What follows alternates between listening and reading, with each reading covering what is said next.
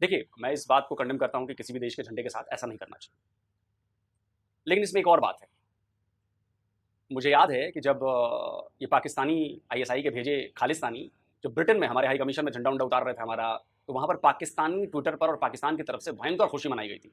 ये देखो, ये कर दिया, ये कर दिया, वो कर दिया, मतलब बड़ा जबर जो है खुशी मनाई गई थी और पाकिस्तान में बड़ी खुशी की लहर थी। भारत की बेइज्जती करा दी, भारत का तिरंगा हमने इंसल्ट करा दिया और ये करा दिया, वो करा दिया। ठीक है, तब आप हमें ट्रोल कर रहे थे, तब आप हम पर हंस रहे थे, आज हम पर हंस रहे हैं।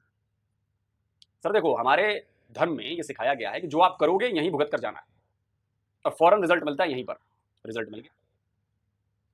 मैं फिर कहता हूं, किसी भी देश के झंडे के साथ गलत व्यवहार करना, उसके इंसल्ट करना ठीक नहीं है।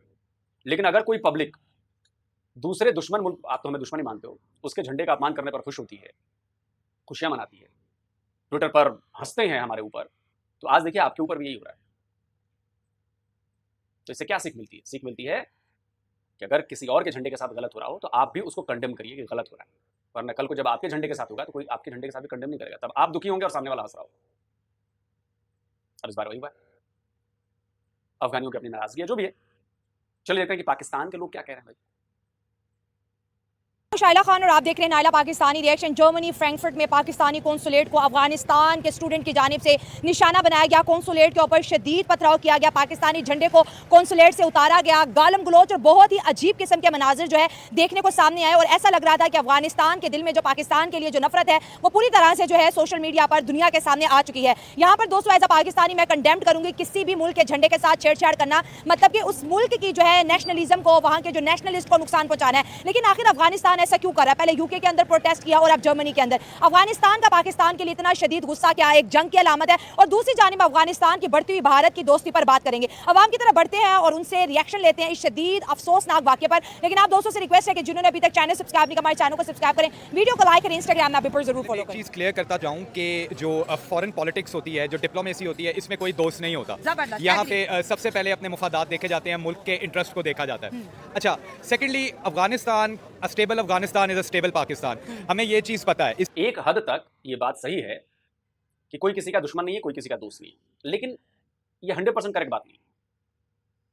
जैसे भारत और रशिया का मैं आपको एग्जांपल देना चाहूंगा। हम सब जानते हैं कि रशिया के खिलाफ पूरा वेस्ट है, लेकिन उसके बावजूद हम उसके साथ हैं। हमारा रशिया के साथ आना हमारे लिए नुकसानदेह है, हमारे लिए नुकसानदेह है, हम जानते ही बात, लेकिन हमने रशिया का साथ नहीं छोड़ा, क्योंकि यहां पर आ जाती है भारत और रशिया के बीच की दोस्ती। क्योंकि हम ये नहीं भूले हैं कि जब 71 में पाकिस्तान ने हमारे ऊपर अटैक किया था, जब वॉर हुई थी, उस समय अमेरिका अपना बेड़ा भेज रहा था, ब्रिटेन अपना बेड़ा भेज रहा था पाकिस्तान के सपोर्ट में, और तब रशिया था सोवियत जो उसने अपना बेड़ा भेजा और ये दोनों भागे। आप ये पॉइंट समझिए।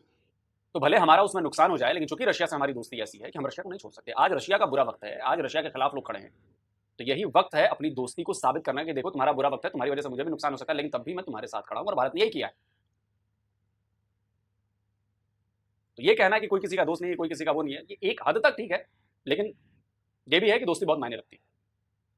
ये चीज़ पता है, इस चीज़ के ऊपर कोई शक नहीं है कि हमने अफगानिस्तान को शुरू से ही फॉरेन पावर्स को बाहर खदेड़ने के लिए हमने कोशिश की। अच्छा। और वो हमारी मजबूरी थी, क्योंकि उसके अंदर हमारा नेशनल इंटरेस्ट था। ठीक है। अच्छा, सेकंड थिंग, अब जो अफगानिस्तान में हुआ है ये ऐसा हो क्यों रहा जी। है, रीज़न क्या है? अच्छा, नाउ अब पब्लिक को दो चीज़ों के बारे में आइडिया नहीं है। They are two things. First, Afghan Taliban, that is a different thing, TTP is a different thing. इन दो चीज़ों में बड़ा फ़र्क है। Okay. ठीक है, Afghan Taliban they are fighters, they are freedom fighters. आपके मुल्क के अंदर फॉरेन पावर्स आ रही हैं, आपने उनको निकालना है, वो लोग लड़े हैं, उन्होंने जंग लड़ी है अपने फ्रीडम के लिए। Okay. They are freedom fighters.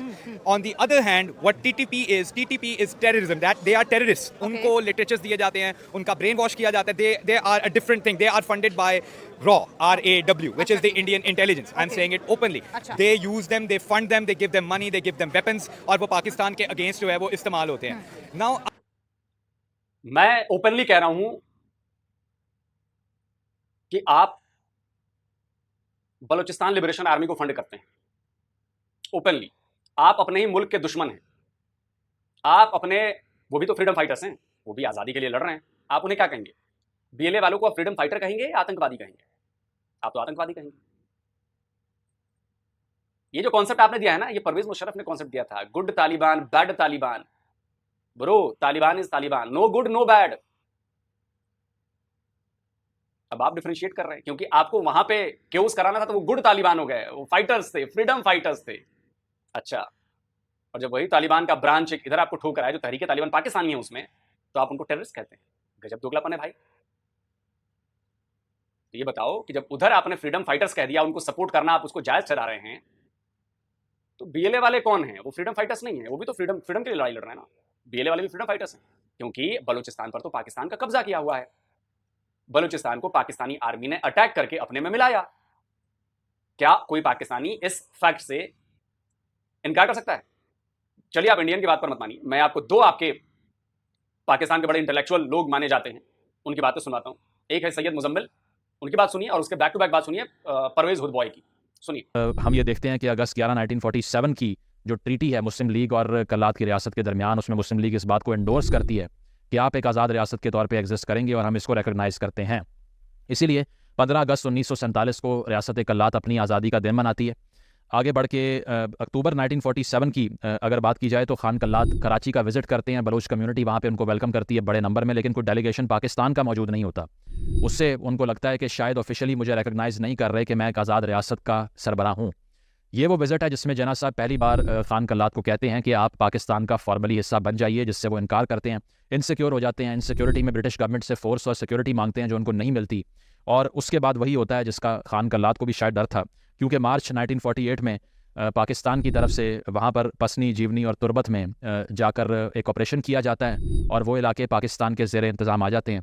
तो आप ये तस्वर कीजिए कि दरमियान में रियासत कल्लात और चारों तरफ हमने ये देखा कि पाकिस्तान का तसल्लुत कायम हुआ। तो ये सूरत हाल देखते हुए खान कल्लात ने यही दुरुस्त समझा कि बजाय कि हम मज़ीद रेजिस्ट करें, अपने रिसोर्सेज को एग्जॉस्ट करें, तो पाकिस्तान का एक्सेशन डॉक्यूमेंट उन्होंने साइन कर दिया। लेकिन इसका ये मतलब नहीं है कि इससे जो वहाँ पर आवाज़ें थीं इस एक्सेशन के ख़िलाफ़, जैसे इससे पहले वहाँ की असम्बली से रेजोल्यूशन पास हो चुकी थी कि हमने आज़ाद रियासत रहना है, वो दब जाएंगी, वो नहीं दबी। यूं ही पाकिस्तान बना, एक मसला तो बलूचिस्तान में पैदा हो गया। बलूच ने यह कहा कि हम तो पहले से मुसलमान थे, अब हमें क्या ज़रूरत एक अलग मुल्क बनाने की। तो जिन्ना साहब ने उसी वक्त ये कहा था कि खान कल्लात से कि ये तुम्हारी अलग रियासत होगी।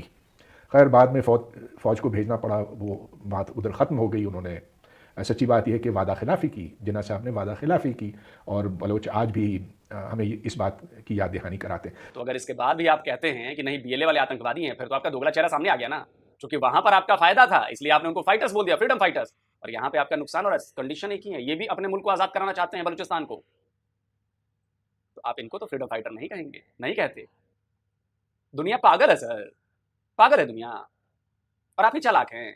वाह वाह वाह वाह वाह वाह। नाउ अब जो अफगानिस्तान में हो रहा है, बेसिकली ये इंटेलिजेंस एजेंसीज की एक गेम होती है ये। और मैं चैलेंज करता हूं आपको, openly challenge to you, prove it. Pakistan का बच्चा कहता है कि रॉ ने इसमें फंडिंग की, प्रूव इट। आप इन प्रूफ्स को लेकर हमें रगड़ते क्यों नहीं हो इंटरनेशनल कोर्ट ऑफ जस्टिस में? आप इन प्रूफ्स को लेकर यूनाइटेड नेशन में क्यों नहीं जाते हो कि देखो हमारे पास प्रूफ है? तो प्रूफ भी ऐसा होने चाहिए ना जो इंटरनेशनली अक्लेम्ड हो, माने जाएंगे। नहीं यार, ये पाकिस्तान ने जो प्रूफ दिया बड़ा जबर प्रूफ है और भारत उसमें फंस गया। क्यों नहीं आते भाई? फट जाती है 76 ईयर्स में। हमने देखा है ना कश्मीर पर प्रोपेगेंडा करते हुए आप लोगों को। मलिहा लोधी को भूल गए हैं आप?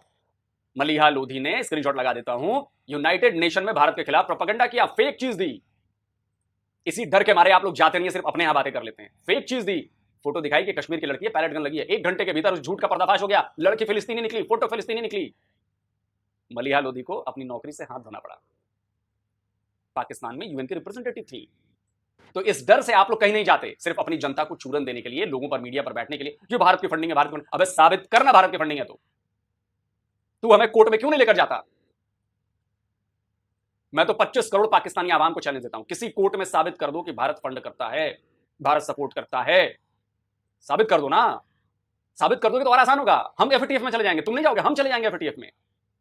क्यों नहीं करते हो? पिछवाड़े में गूदा नहीं है क्या? इसलिए नहीं करते हो क्योंकि तुम्हारे पास कोई प्रूफ नहीं है। सिर्फ बोलने के अलावा हवा भरी बातें करने के अलावा कोई प्रूफ नहीं है तुम्हारे पास।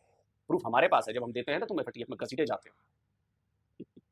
लेकिन सर तहरीके तालिबान पाकिस्तान, टीटीपी का ताल्लुक पाकिस्तान से है। आपने कहा फंडिंग उसको रॉ कर रहे हैं। स्टेट का एजेंडा ये है कि अफगान की जो जमीन है वो पाकिस्तान में दहशतगर्दी के खिलाफ इस्तेमाल हो रही है। तो तहरीके तालिबान पाकिस्तान है? नहीं, तहरीके तालिबान जो है वो पाकिस्तान बिल्कुल नहीं है। That is